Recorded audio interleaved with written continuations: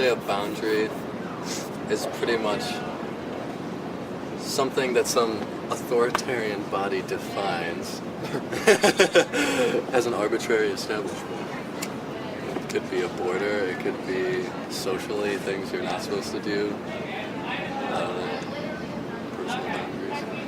Yeah, like going off what he said, it would be an established border or perimeter of something that belongs to someone or something, whether it's like a government or a person or a place, like a building, property. Just in here.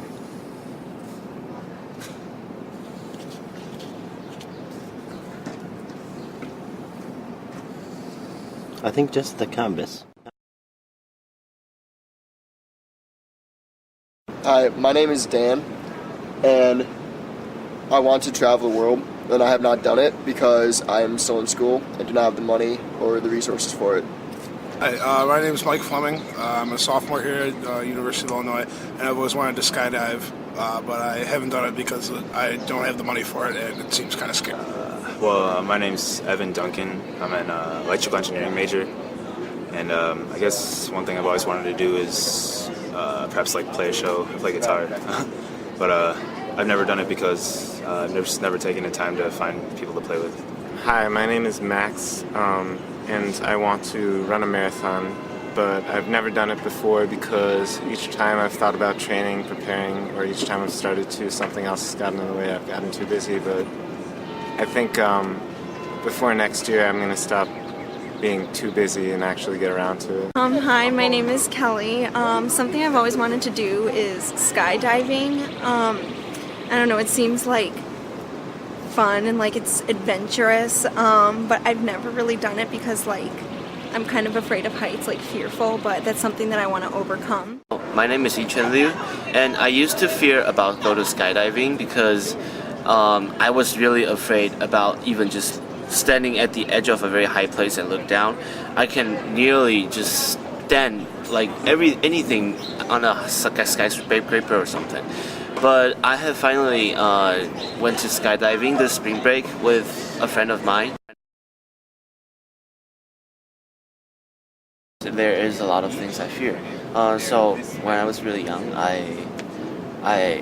when I was on the plane, very young, I went to California and from Taiwan. And when I was looking out to the plane, I saw the sky, and it was just so tall, and I nearly like. I just can't really stand at that height, but when I just look down to the ground, it just feels very, very far away, and I used to fear height a lot, but since I was in my high school age, I started to know like there are people who jump out of an airplane, and that really surprised me, and that kind of boundary in my mind, like for the fear of heights, really confines me and just doesn't let me to do this thing. My parents certainly did a lot of support on me. At first they didn't really like this idea, but I told them like this is possibly the only time I will ever go to skydive, and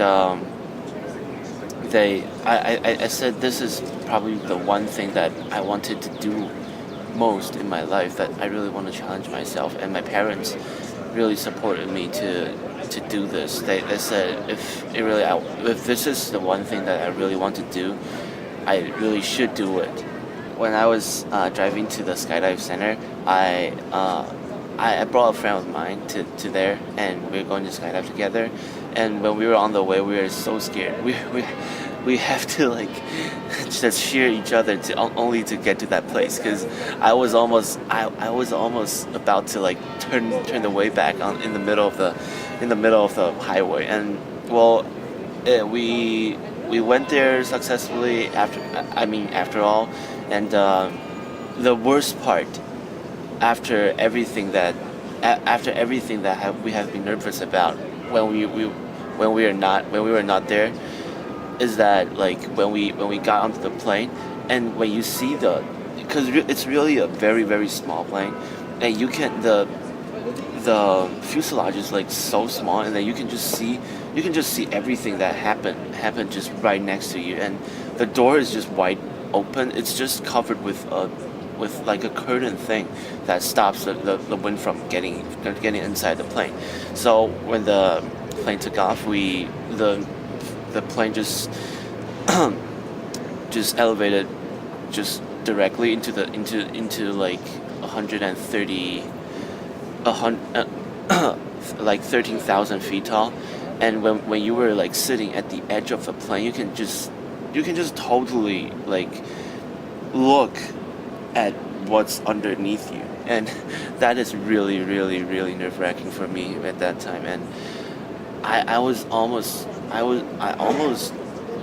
just screamed to my trainer to just let him just just probably go back and not do this, but that he really helped me to conquer this.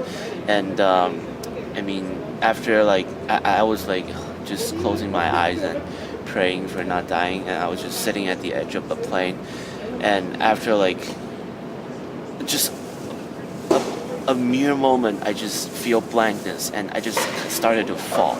I started to fall and started to fall, but when I started to free fall in the sky, the nervous, the anxiety doesn't really matter, because the speed was I was so fast. I was falling so fast. I literally cannot think of anything. And yeah, after like 5 minutes, we landed successfully.